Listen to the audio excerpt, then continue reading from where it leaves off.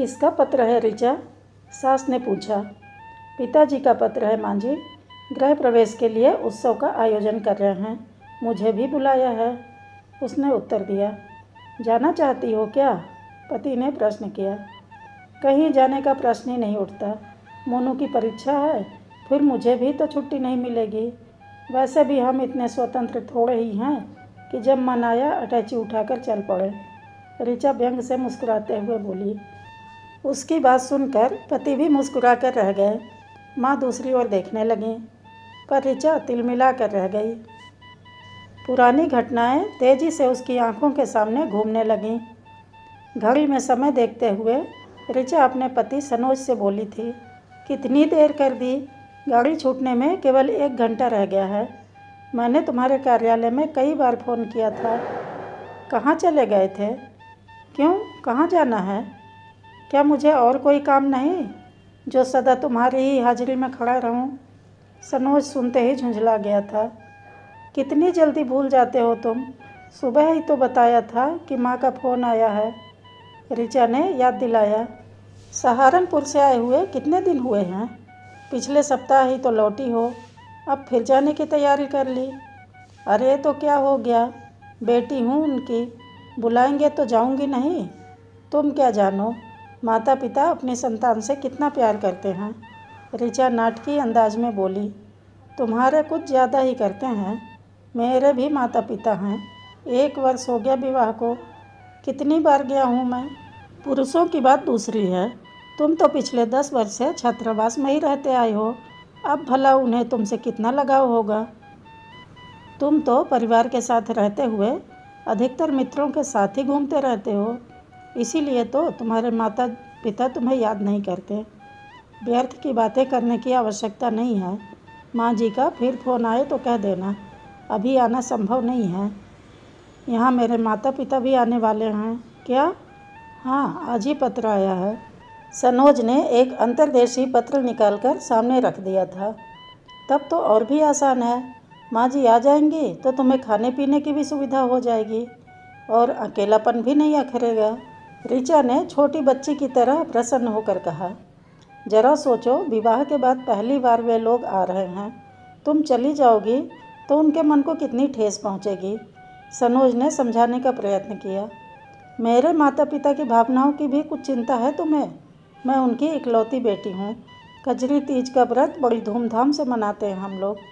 3 दिन तक उत्सव चलता है। मैं नहीं गई तो माँ कितना बुरा मानेंगी। ऋचा तैश में आ गई। हर बार मैं तुम्हारी बात मानता हूँ, इस बार मेरी बात मान लो। विवाह की वर्षगांठ आ रही है, सब साथ रहेंगे तो कितना अच्छा लगेगा, सनोज ने मिन्नतें की।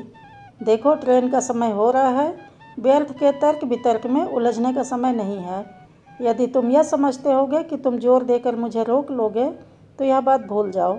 तुम मेरे साथ नहीं चले तो मैं स्वयं ही चली जाऊंगी। स्टेशन तक का मार्ग मुझे भी मालूम है, ऋचा का उत्तर था। तो ठीक है, चली क्यों नहीं जाती, मेरी भी जान छूटे।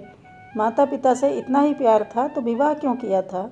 सनोज क्रोध में इतना जोर से चीखा कि ऋचा एक क्षण को तो स्तंभित रह गई, किंतु दूसरा ही क्षण चेहरा क्रोध से लाल हो गया और वह फूट फूट कर रो पड़ी।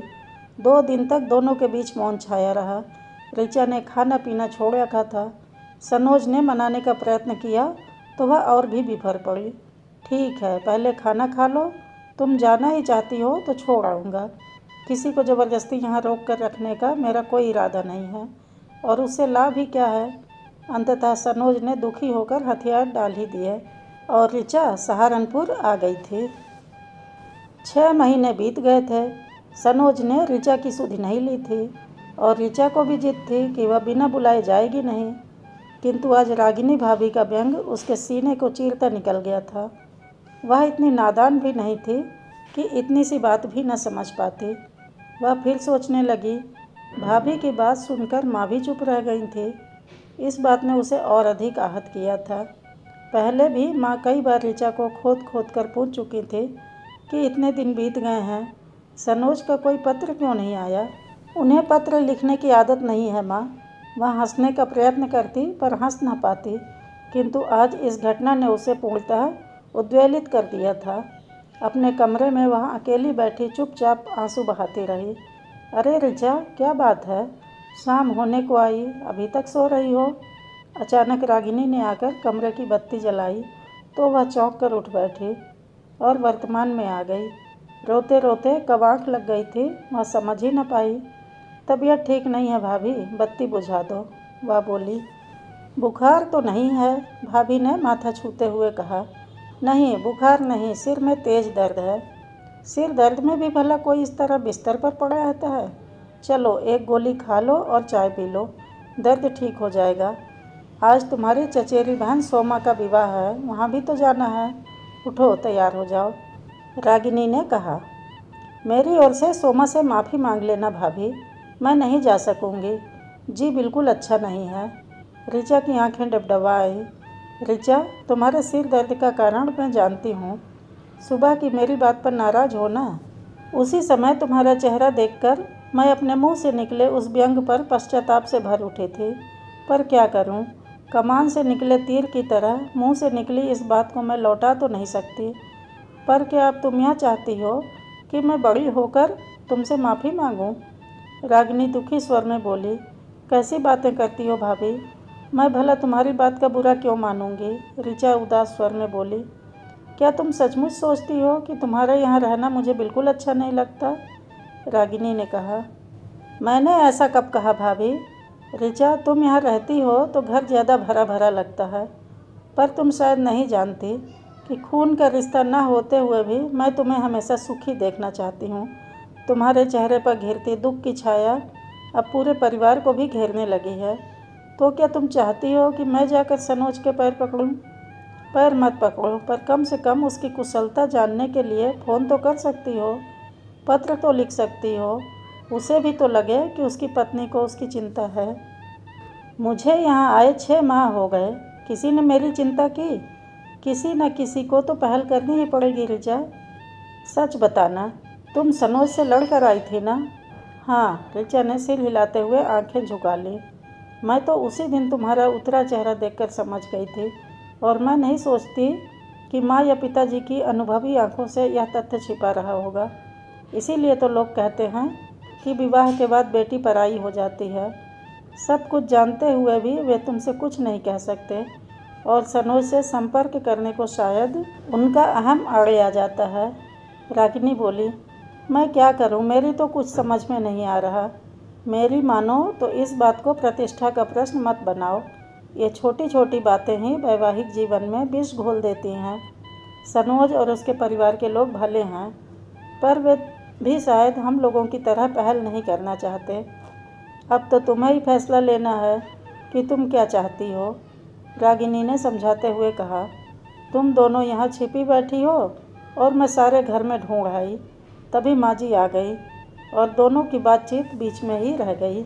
ऋचा की तबीयत ठीक नहीं है माँ जी, वह विवाह में नहीं जाना चाहती। रागिनी ने सास की ओर देखा। क्यों, क्या हुआ? सिर में दर्द है?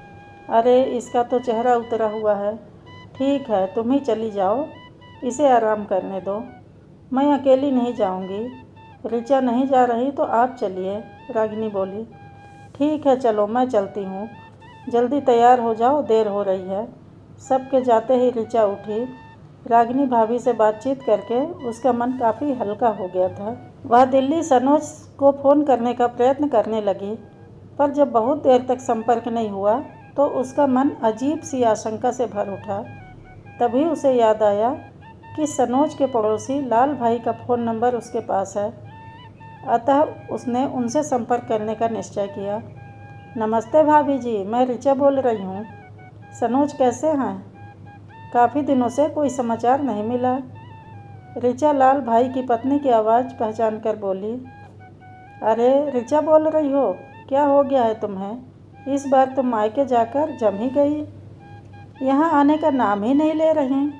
एक क्षण को ऋचा मौन खड़ी रह गई। किस मुंह से कहे कि वह सनोज की प्रतीक्षा में आंखें बिछाए बैठी हैं। हेलो, लाल भाई की पत्नी पुनः बोली। जी हाँ, मैं बोल रही हूँ, आवश्यक कार्यवश नहीं आ सकी। बहुत देर से सनोज को फ़ोन करने का प्रयत्न कर रही थी, पर मिला ही नहीं। वे कैसे हैं? कैसे होंगे? तुम्हारी अनुपस्थिति में रंगरलियाँ मना रहे हैं। हर दूसरे दिन नई लड़की के साथ घूमते नजर आते हैं। मैंने तो समझाया भी, पर कौन सुनता है।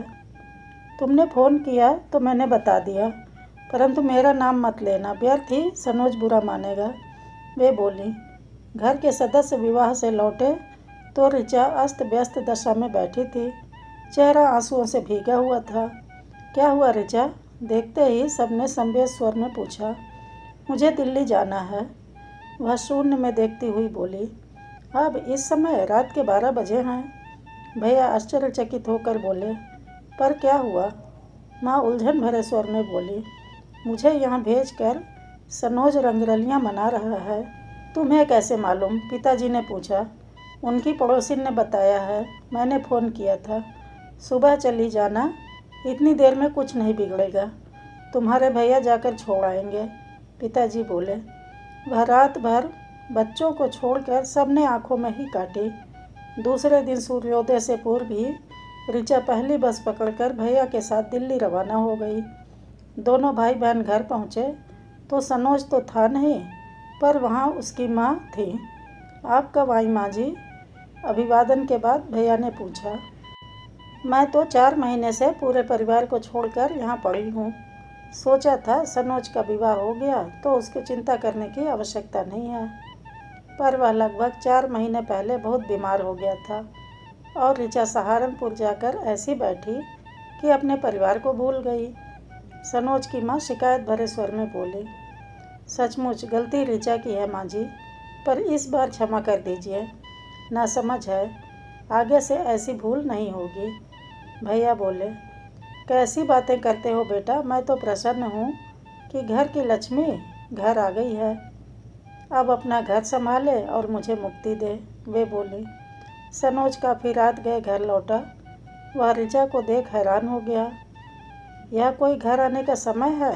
ऋचा एकांत पाते ही बोली। उत्तर में सनोज अपनी हंसी न रोक सका। इसमें हंसने की क्या बात है?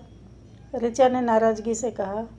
नहीं, हंसने की कोई बात नहीं, पर अब तो रोज़ ही मुझे इस प्रश्न का उत्तर देने के लिए तैयार रहना पड़ेगा, सनोज बोला। मुझे लाल भाई की पत्नी ने सब बता दिया है, ऋचा ने आंखें तरेरते हुए कहा। मुझे भी उन्होंने आज सुबह सब बताया था। क्या? यही कि अब तुम्हारे लौटने में अधिक देर नहीं है। यानी कि उन्होंने सब झूठ कहा था? यह तो तुम उन्हीं से पूछो। मैं बिना बुलाए आ गई, इसलिए अपनी विजय पर इठला रहे हो। कैसी बातें कर रही हो ऋचा? हम दोनों क्या अलग हैं जो मैं मान अपमान सम्मान जैसी ओछी बातें सोचूंगा? तुम अपने घर आई हो, इसमें शर्म कैसी? रही बात मेरे वहाँ आने की, तो एक बार लिखा होता या फ़ोन ही कर दिया होता तो मैं सिर के बल दौड़ा आता। मुझ पर जरा सा भी अधिकार समझते हो तो बिना बुलाए आ सकते थे। आ सकता था, पर सच कहूँ, कहो, तुम ठहरी इकलौती बेटी। याद है मेरे मना करने पर तुम कितने क्रोध से यहाँ से गई थी। वहाँ जाने पर तुम मेरा अपमान कर देती और मेरे साथ ना आती तो शायद मैं सह ना पाता। ऋचा सोच रही थी कि सनोज के विचार कितने सुलझे हुए हैं, और एक वह है जिसने अपनी हठधर्मी के कारण सबके जीवन में विष घोल दिया। वह तो रागिनी भाभी ने बचा लिया, नहीं तो शायद पछतावे के अतिरिक्त कुछ भी हाथ न लगता।